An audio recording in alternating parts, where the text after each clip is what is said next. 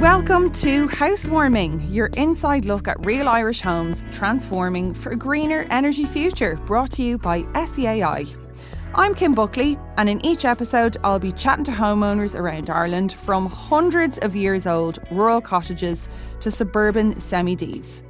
That's alongside designers, influencers, architects and builders, because I want to learn how to make a home not just warmer and more energy efficient, but a more comfortable and beautiful place to live. In this series, I travelled across the country to visit loads of different homes, all of which have undergone a home energy upgrade through SEAI's one-stop shop service.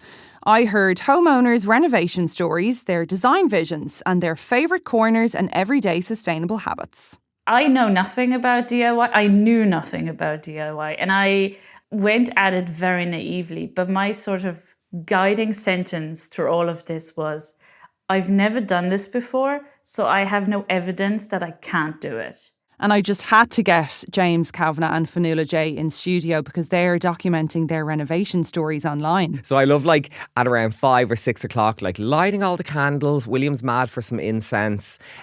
We love throws, cushions, pillows. So the couch will be kind of really, like, gorgeous and ready for us to... Right, I would be in pyjamas, dressing gown, blankets on the couch. It was just... It looked cold, to be honest. It was cold, and I think it was just whatever way the house had been laid out as well. I heard from the experts, like Home of the Year winners and podcasters Jenny Sheehan and Kate O'Driscoll. People, when they buy period homes especially, they're not set out for modern living. They're a loaded little warren of little rooms. They're not open plan. The family aren't all together.